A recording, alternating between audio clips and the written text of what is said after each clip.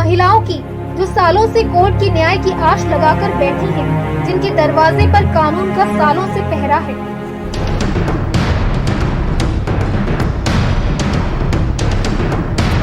जी हाँ, ये सच्चाई दिल्ली हाईकोर्ट के सामने आ चुकी है कि सन 2017 में बाबा जी के ऊपर झूठे रेप केसेस लगे थे, जिनमें से एक केस क्लियर भी कर दिया है। ये बात है महाराजगंज की उर्मिला देवी की, जिन्हें षड्यंत्रकारियों ने मोहरा बनाया। इस षड्यंत्र में सिर्फ विरोधी ही नहीं बल्कि दिल्ली के आला अधिकारी भी मिले हुए थे। आज आप उन्हीं से सुने उनकी आप बीती, जिन्होंने सन 2017-18 के झूठे हंगामे का पर्दाफाश किया, जिसे सुनने के बाद आपको पता चलेगा कि कैसे पैसों के बल पर झूठ को सच में तब्दील करने में हमारे भारत की मीडिया तो क्या, सरकार के भ्रष्ट अधिकारी भी कितने अग्रसर हैं। ओम शांति। मैं उर्मिला माता, बहादुर विजय महाराजगंज, पति राजेंद्र प्रसाद। मैं इस आध्यात्मिक विद्यालय से 2007 से जुड़ी हुई हूँ। मेरा लौकी का भाई था जिसका नाम लालजी देवरिया जिला कराने वाला। उसके जीवन को देखते हुए, उसके अनुभव को देखते हुए उसने ही मुझे यहाँ का संदेश दिया था। 2000 से पहले ही संदेश को सुनकर के ही तो मुझे बहुत अच्छा लगा था। 2007 में मैं इस विद्यालय से जुड़ भी गई थी।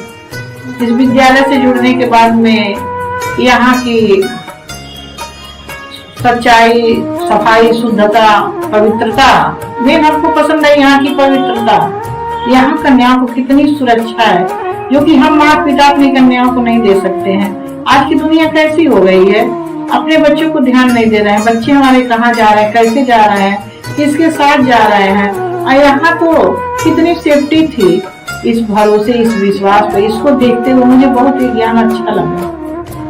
ऐसे नहीं था कि मेरे पास कोई कुछ था नहीं बच्चों के लिए ला करके इस विद्यालय में छोड़ दिए, नहीं। मैं एक सच्चाई, सफाई और सुरक्षा, जो सुरक्षा यहाँ दिया जाता है वहाँ बाहर दुनिया में हम माता पिता नहीं दे पाते। एक यही ऐसा जगह है जो कन्याओं की सेफ्टी है। कन्याएं कहीं जाए उनके साथ माता जाए, कोई भी बात हो तो माताएं आगे हो करके काम कर लेती हैं। कन्याएं को सेफ्टी दिया जाता है, पर्दे के अंदर रहती हैं। ये सारी चीजें मुझे पसंद आई। इसकी वजह से इस विद्यालय से जुड़कर मैं अपनी 4 कन्याओं को इस विद्यालय में पढ़ने के लिए छोड़ दी। मेरे ही पति 2011 में इस विद्यालय के ऊपर मम्मा बाबा सहित 10 लोगों का झूठा अपहरण में नाम डालती हैं, जिसमें मेरे पिताजी और 4 भाई भी शामिल थे। उसमें कारण क्या था, मेरे पति पैसे के बल पे कुछ लोगों को लेकर के प्रताड़ित कर रहे थे ताकि ये आ जाएं। मुझे तो सच्चाई मिली थी, मैं तो युक्ति से काम की। मैं उस केस को लेकर के, झूठे अपहरण का केस जो पड़ा था, हाई कोर्ट इलाहाबाद चली गई, जहां पे मेरे पति ने पैसे के बल पे कोर्ट को खरीद लिया और कोर्ट ने मेरी केस को खारिज कर दिया। कुछ दिनों के बाद उस केस को लेकर मैं दिल्ली सुप्रीम कोर्ट को चली गई। सुप्रीम कोर्ट में मेरे चल रहे थे केस 2012 से लेकर 2015 में कोर्ट के सामने। मैं और मेरी बेटियां दोनों तीनों जाकर के कोर्ट के सामने बोली, नहीं, हम लोगों का अपहरण नहीं हुआ है, हम लोग तो अपनी स्वेच्छा से आए हैं। तो उसने हमारी सुनवाई करते हुए केस को खारिज कर दी। 2015 में जब मैं दिल्ली से केस खत्म होने के बाद सुप्रीम कोर्ट का गोरखपुर गई, तो गोरखपुर में मेरा रहने का स्थान था बरगदवा। सीमा माताजी, जयप्रकाश भाई त्रिपाठी, ये लोग सहयोगी थे, मेरे कोर्ट में आना जाना करते थे। इन लोगों को लेकर मैं आनंद नगर महाराजगंज को केस देखती थी। 2015 में सीमा माताजी को कोई दिल्ली का भाई जिसका नाम था शारदा प्रसाद, वो भाई भी इस विद्यालय से जुड़े थे, सीमा माता जी भी इस विद्यालय से जुड़ी थी। उस समय सीमा माता को उस भाई ने पता नहीं कौन सा ज्ञान कैसा सुना करके वो माता जी का बुद्धि मोड़ लिया था। फिर माता जी ने ज्ञान हमको सुनाया, मुझे तो ज्ञान नहीं पसंद आया, मगर मेरे पति राजेंद्र जी को उस माता जी ने मिला लिया। जी भाई, अभी एक केस हम खत्म करवा देते हैं और आपके नाम से सारा ट्रांसफर करवा देते हैं। केस खत्म होने के बाद में वहाँ मैं थोड़ा सा कमजोर पड़ गई क्योंकि मेरा बेटा छोटा था, जिसको मैं घर में भेज दी थी। लेकर तो आई थी, बेटा छोटा था, मगर पढ़ाई की वजह से फिर उसको भेजना पड़ा। उसकी वजह से जाने के बाद में मेरे पति फिर से वही दोहरा दिए कि मेरे बेटियों को लेकर आओ, बेटियों को लेकर आओ। 2016 में देवरिया कराने वाला लालजी भाई ने काफी प्रेशर बनाया कि नहीं, आप चाहें जैसे जाकर लाइए। वो भी मेरे पति से मिल गया। कहते हैं ना, एक एक मिलकर 11 हो जाते हैं। बांदा का रहने वाला ब्रजेश भाई, माया माता, बहुत मेरे से झूठ बुलवाना चाहा माया माता को लेकर के, मगर मैं माया माता ब्रजेश भाई को इनकार कर दी। ब्रजेश भाई का कहना था कि माता जी के जैसे आप 2011 से 2015 5 साल अंदर रही हैं, आप बोलिए ना माया माता जी के साथ भी दुष्कर्म बाबा जी कर रहे थे और हम देखे थे। मैंने इनकार कर दी, नहीं भाई मैं ऐसे नहीं बोल सकती, ऐसे कैसे बोल सकती। मैं उस ब्रजेश भाई को डांटा फटकारा और इनकार कर दी बोलने के लिए।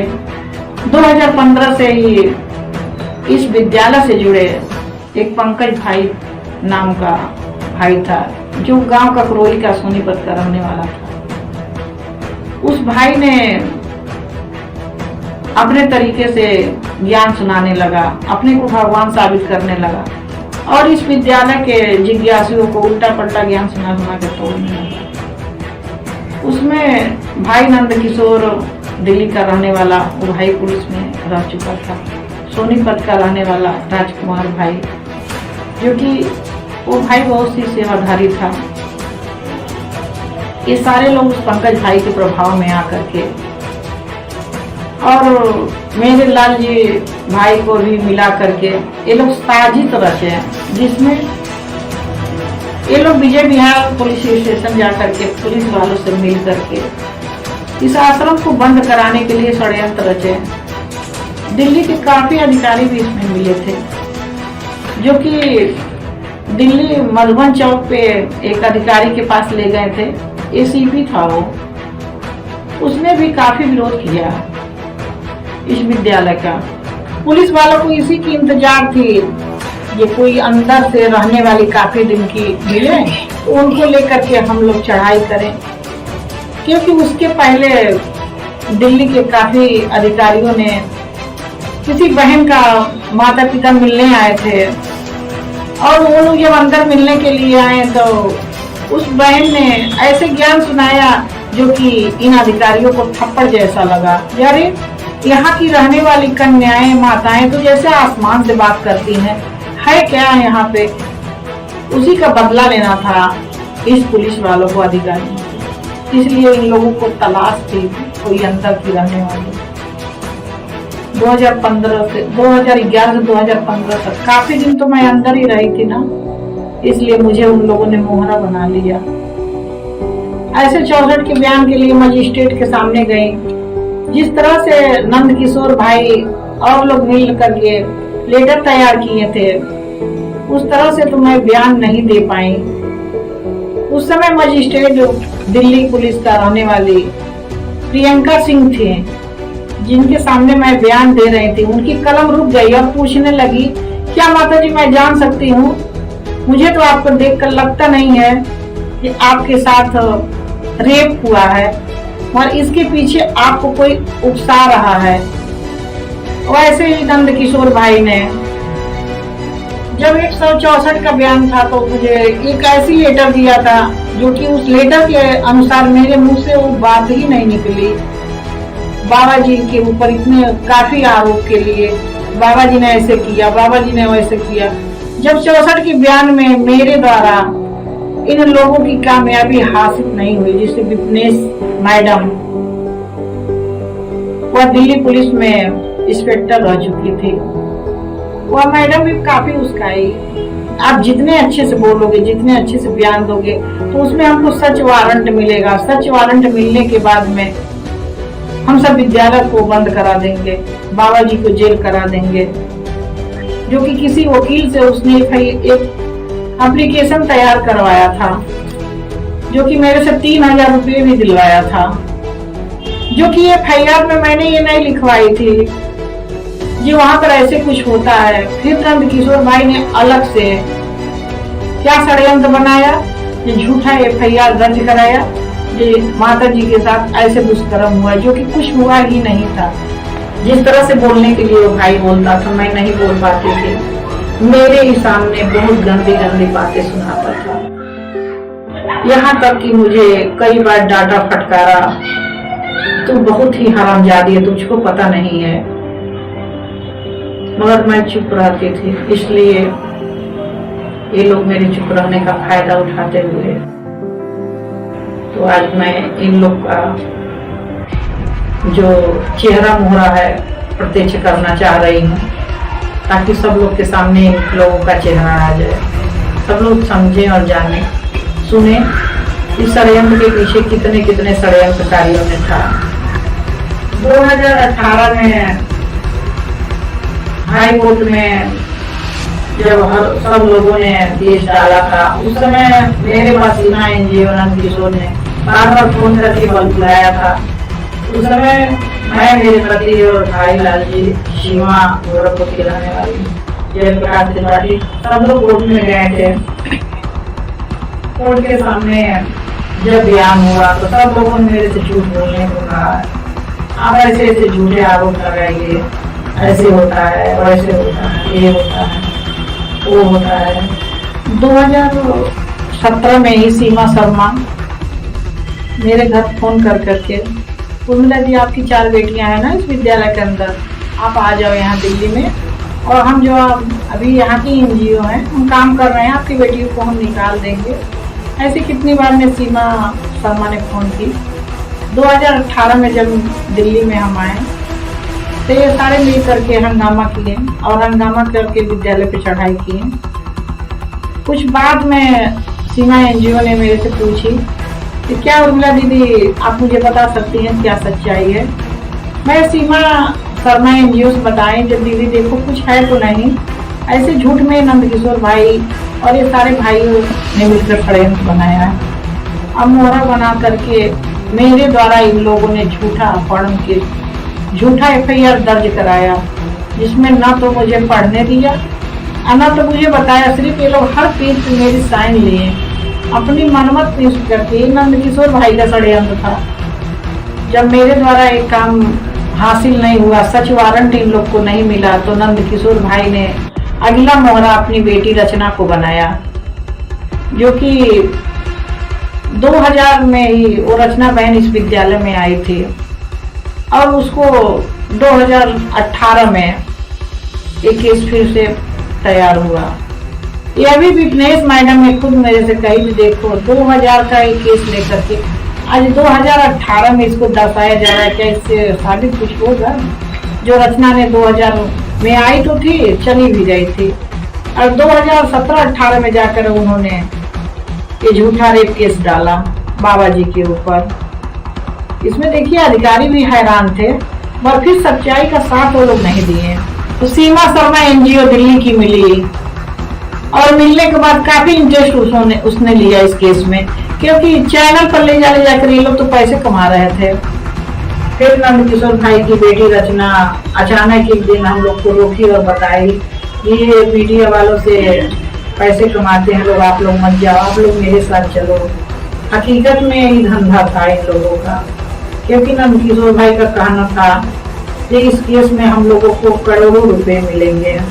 लालजी भाई ने मेरे ऊपर बहुत दबाव बनाया।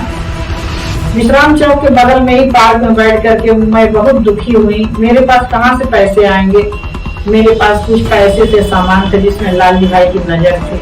आप वो सामान और पैसे सारा दे करके दीजिए, क्योंकि जब बुद्धि खराब होती है तो लोगों की इंसानियत भूल जाती है, जिस कारण लालजी भाई नंद किशोर भाई वकील से मिले थे। इन लोग के अंदर लोग लालच आ गया था, इसमें हम लोग की भी कुछ कमाई हो जाए। कृष्णा पहुंचा भी मेरे से 50,000 मांग रहे थे।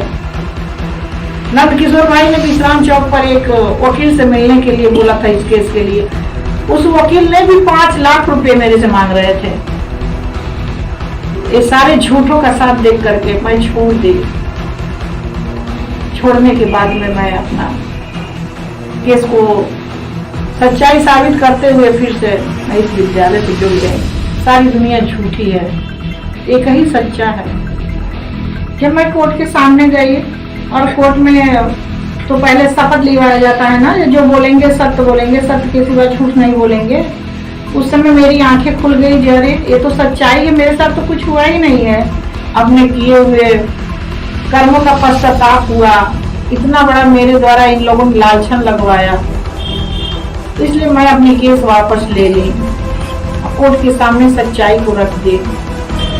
मगर मेरी केस जो भी मैं बोली कोर्ट में सीबीआई को दे ली। सीबीआई ने जब मेरी केस की इंक्वायरी की तो सीबीआई ने भी वो भी अपनी सच्चाई को न दिखाकर वो भी मेरे ऊपर जोर दबाव बनाए, धमकियां दिए। ये आगे यदि चाहेंगे आप केस को वापस लेना तो आपको जेल जाना होगा। ये केस अभी वापस नहीं आप ले सकती हैं, इस केस को वापस नहीं आप ले सकती हैं क्योंकि सीबीआई के हाथ में केस आ गई है। इस केस के लिए हमको संजय ढल और संजय ढल के साथ रहने वाले सहयोगियों ने डराया था, आप आगे से केस नहीं वापस ले सकती हैं, नहीं तो उनका केस आपके ऊपर हो जाएगा। जब कोर्ट में मेरी केसी हुई तो पहले से ही सीबीआई के आदमियों ने, जिसका नाम कांग्रेस था, जो कि कोर्ट के नियम के आधार से कोर्ट में ही मिलना होता है, मगर जैसे ही मैं दिल्ली आई वैसे ही सीबीआई के आदमियों ने मेरे पास पहुंच करके मुझे 4 घंटा में बहुत उलझाया था। आपको ऐसे बोलना है, आपको ऐसा, अरे केस तो मेरी है ना, मैं क्यों नहीं बोलूंगी। दूसरे दिन 8 बजे ही मुझे कोर्ट में बहुत बुला लिया, अलग से बैठा कर मुझे बहुत परेशान किए, आपको केस में ऐसा बोलना है वैसा बोलना है। चलो ठीक है। जब मुझे कोर्ट के सामने जाना पड़ा तो इन लोगों ने कोर्ट के सामने जाकर बात रखी, इनकी तबीयत ठीक नहीं है, बयान नहीं देगी, और मुझे तो बयान देना था। मैं तो कोर्ट के सामने कह दीजिए नहीं, मुझे बयान देना है, मेरी तबीयत ठीक है। पहली बयान के बाद मुझे सीमा शर्मा एनजीओ ने, दिल्ली की रहने वाली ही थी, बहुत डराया धमकाया। जब हम लोगों का, सारे अधिकारियों का मिलकर इसमें लाखों रुपए खर्च हुए हैं, आप तो इस केस में पानी फेर दिया, मगर ये समझ जाओ पिछली बयान पे जब तुम आओगी तो पिछला ही बयान देना होगा कि मेरे साथ ऐसा ऐसा हुआ है। यदि ऐसा बयान नहीं दोगी तो तुम्हारी दिल्ली में हत्या कर दी जाएगी। मुझे सीमा शर्मा के बातों से डर नहीं लगा, नंदकिशोर ने ही बहुत मुझे डराया धमकाया, कोर्ट का जज ने भी हड़काया था। आपकी इस केस में पता है 11 साल की जेल है। मेरे पति ने भी बहुत उलझाए, जो कि मुझे आने जाने का खर्चा नहीं देते थे, न केस के लिए मुझे आने देते थे, लड़ाई झगड़ा घर में, जो कि मेरे बेटे को मेरे साथ नहीं भेजते थे। मरे भगवान के भरोसे में उस केस को आगे बढ़ी हिम्मत करके मैं दिल्ली पुलिस को, दिल्ली कोर्ट को, महाराजगंज पुलिस को, महाराजगंज कोर्ट को मैंने लेटर भेजी, जिसपे मेरी सुनवाई हुई। सुनवाई के साथ मुझे वहाँ से सुरक्षा मिला, जिस सुरक्षा के आधार से मैं कोर्ट तक आना जाना करके अपने केस को खत्म कर दी। मैं कोर्ट में जब निर्दोष साबित कर दी, मेरे साथ कुछ नहीं हुआ, तब कोर्ट को इस पे क्या करना चाहिए, इस केस को खत्म कर देना चाहिए। मगर फिर भी बाबा जी को इस केस की वजह से गुप्त रहना पड़ रहा है। देखिए ना कैसे दुनिया है, भगवान को आए हुए और भगवान के को अपने ही भक्तों से छुपना पड़ रहा है।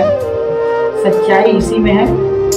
ये जो लोगों ने गलतियां किया अभी तक अब कर रहे हैं, अब से भी सुधार कर लें। इसी में कल्याण है, इसी में भलाई होने वाली नहीं है। कहते हैं ना, सच्चाई सर पे चढ़ के बोलेगी तो बोलेगी, दूध का दूध पानी का पानी होना ही है, होगा ही, उसके में समय लगेगा। पर ऐसा है, और यहाँ पे सच्चाई की जगह उस माताओं कन्याओं को इतना परेशान किया जा रहा है। ये कोर्ट का चक्कर काटे हैं, कहते हैं ना, सत्यमेव जयते, लिखा तो है मगर सत्य क्या न्याय नहीं हो रहा है।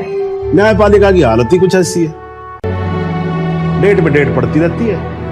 हाँ जी, लोग आते रहते हैं, हताश होकर घर जाते रहते हैं। लेकिन फिर भी आज भी हिंदुस्तान में जब कहीं दो लोगों के बीच में झगड़ा होता है ना, कोई विवाद होता है, तो एक दूसरे से क्या कहते हुए पाए जाते हैं? I will see you in court. क्यों करते हैं भाई लोग ऐसा? हाँ जी, क्योंकि आज भी लोग भरोसा करते हैं, न्यायपालिका पे। उनको भरोसा होता है कि अगर सरकार उनकी बात नहीं सुनेगी, प्रशासन उनकी बात नहीं सुनेगा, पुलिस उनकी बात नहीं सुनेगी, तो कोर्ट सुनेगी, उनकी बात सुनेगी और न्याय देगी। भाई साहब, इस कुर्सी पे बैठा मेरे जैसा हर आदमी, उसका यह कर्तव्य बनता है कि वो इस भरोसे को ना टूटने दे। उर्मिला देवी ने कोर्ट में सच और झूठ की लड़ाई लड़ी। बाकी सन 2017-18 में जिन्होंने भी मीडिया में शोर मचाया था, उनमें से कोई भी कोर्ट के सामने आकर केस नहीं लड़ रहा है, क्योंकि जिनको न्याय चाहिए होता है वो कोर्ट का दरवाजा खटखटाते हैं, और जिनको झूठ बोलना होता है वो मीडिया में शोर मचाते हैं। ये वो लोग हैं जो सिर्फ मीडिया में शोर मचाते हैं। 5 साल पहले मचाया था, अभी फिर से मीडिया के सामने शोर मचाने आएंगे, लेकिन कोर्ट में नहीं आएंगे, क्योंकि वो जानते हैं कि सत्य को परेशान किया जा सकता है, लेकिन पराजित नहीं। जैसे उर्मिला देवी के केस में सच्चाई सामने आई, वैसे ही उनकी भी कोर्ट में सच्चाई सामने आ ही जाएगी और झूठ पकड़ने आ जाएगा, क्योंकि कोर्ट एविडेंस के आधार पर चलता है, मीडिया की तरह झूठी बातों पर नहीं। हिंदुस्तान की मीडिया के लिए तो सारा विश्व ही कहता है कि हिंदुस्तान ही एक ऐसा देश है जहां कानून से पहले मीडिया फैसला सुना देती है और आरोपी भी घोषित कर देती है, और कई मूर्ख लोग उसे सही भी मान लेते हैं, क्योंकि वो ये नहीं जानते कि सच को झूठ और झूठ को सच बनाने का लाइसेंस जिसके पास हो उसे भारत की मीडिया कहते हैं। उर्मिला देवी के झूठे केस से संबंधित न्यूज को कोर्ट में केस का फैसला होने से पहले ही हिंदुस्तान की बिकाऊ मीडिया ने मिर्च मसाला लगाकर जनता को भ्रमित किया और दुनिया में AIVV के खिलाफ विष घोल दिया। आज बिकाऊ मीडिया हिंदू संस्कृति के रक्षकों को बदनाम कर रही है, इसलिए किसी ने ठीक ही कहा है, घटता भारत बढ़ता इंडिया, जहर फैलाता बिकाऊ मीडिया। भारत जैसे धार्मिक देश में मीडिया का इस प्रकार का कृत्य कदापि उचित नहीं है।